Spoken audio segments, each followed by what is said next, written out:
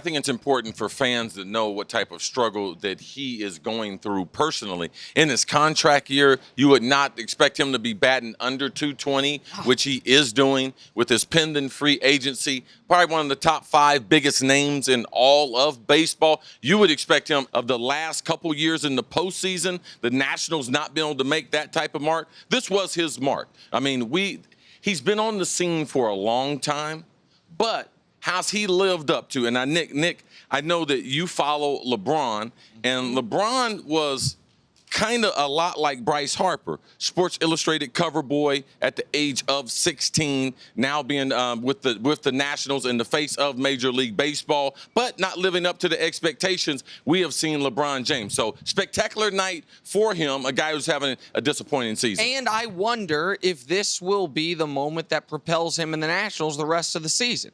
Like, they're a team that, while right now they wouldn't be in the playoffs, it's not like they're out of the race. They're playing 500 baseball. They're 5 games back of the Phillies in their division, and that's with Harper, like you said, batting .215 on the year.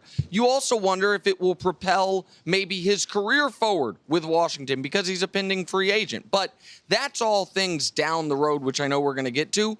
What this was last night was storybook. It's the type of things we say, you say you couldn't script it. Well, they could script it, but it would come across as not so believable. So set the table. Down 18-9 in the final round. Down 18-9 with 90 seconds left. Now, he knows he has the 30-second additional time, but he looked like, to me, it looked like he was drawing dead. It looked like he had no shot, and then he hits home runs on 9 of the final 10 pitches he sees. He and his dad kind of fudged the rules a little bit because they knew they were up against the clock. They didn't wait for the ball to land anymore. Just keep going. And when I say with 90 seconds left, he didn't start hitting those home runs with 90 seconds left. His dad, after the timeout, started missing pitches, which was odd. It looked like he was throwing and breaking balls in batting practice. And then he got in a groove that would have lit any crowd up, but it's the hometown crowd. It's their guy that you said, the LeBron-type expectations. It was unbelievable. I'm sitting there watching it with buddies, and we had, of course, bets on how many home runs he was going to finish on. And the lowest number anybody had was 13. And with a minute left, we thought he wasn't even going to get to the lowest number. He ends up tying it as time expires. Then he gets the 30-second add-on and winning it. That was as good as a home run derby can be. Like, you can't have a more compelling home run derby. And I'll give Major League Baseball credit in this regard. They changed the system. The time, instead of the 10 outs, it's a far more compelling viewing experience. And it adds real tension to what you're seeing. We talk all the time, CC, about pressure with big-time athletes, and you don't generally think of pressure when it comes to the home run derby. But here's a guy who's playing basically for a contract this year, who struggled the first half of the season, who basically came out and said, I'll play in the home run derby in the All-Star game when it's here in our park.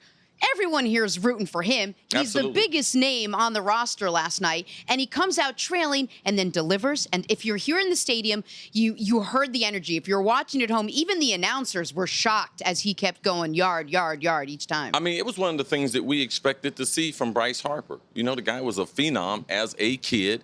We've been following his career. He hadn't had moments like that. We've seen the other players that are the faces of baseball. We've seen them have moments during the regular season, postseason. Really, baseball is about the postseason. And until Bryce is able to do that in the postseason compared to in a home run derby, now, it was a great script for a guy having a bad season, but to say this is the highlight of his career, well, I don't think it's. I mean, he won an MVP a few years ago. I don't think it's the highlight of his career. It's the highlight of his season so far. And we've seen home run derbies where guys were on this great upward trajectory, do great in the derby or win the derby, and then the second half of the season goes sideways. I mean, the curse of the home run derby was something people brought up. Saw it last year. Does it screw up your swing? Does whatever it?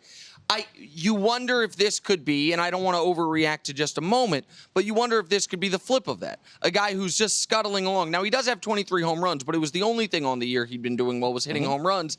If that can be the type of thing that helps turn his season around. You know, yesterday we sat here on the show, we had Tom Verducci on, who just wrote an article about how underrated Mike Trout is. We talked about how he could walk down the street. You wouldn't know who he was if he wasn't wearing a uniform. When you look at a guy like Bryce Harper, would you say Bryce Harper right now is one of the biggest stars in baseball? He should be the biggest star in baseball. Mike Trout can be the best player. He is the best player. But Bryce Harper, because of the cachet he had coming into Major League Baseball, because of the way he carries himself, because of the way young people gravitate towards his style, his flair, he should be the biggest star in the sport. He can be the biggest star in the sport. He has the talent and the look to be the biggest, and he carries himself like he's the biggest star in the sport. And a couple years ago, he played like the biggest star in the sport. He's had some minor injuries, and then this year, the shift has really hurt him. There are some other things that have really hurt him. But baseball needs guys like Bryce Harper. Like, Mike Trout can end up being the greatest baseball player ever. Like Mickey Mantle, our generation's Mickey Mantle, whatever. But Mike Trout is so understated. You need to have a flip side to that, a guy that's going to be overstated, but that only works when you are at the top of the sport.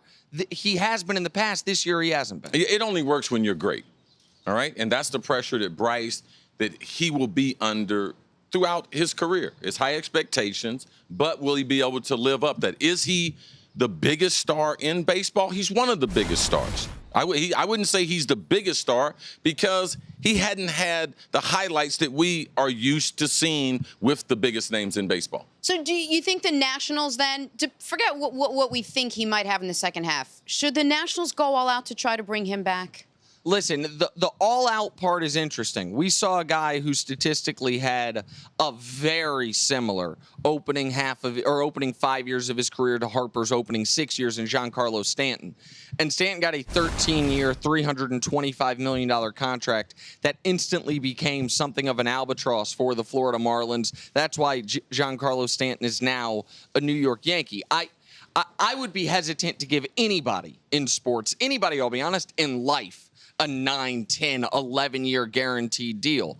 But if you're the Nationals, would you pay Bryce Harper, like Tom Verducci said yesterday, $40 million a year for 5 years? I would. I always buy in the talent. And when you have Scherzer, when you have Strasburg, when you have this market, you have the ability to compete for championships. In his 6 years in the pros, he's been to the playoffs 4 times. Now, they've been one and done in the playoffs all 4 times. Bunch of Game 5 losses in the short ALDS. But I don't think you can let a talent like Bryce Harper walk in free agency and get nothing in return. Yeah, it becomes hard for the franchise, and especially in doing shows like this.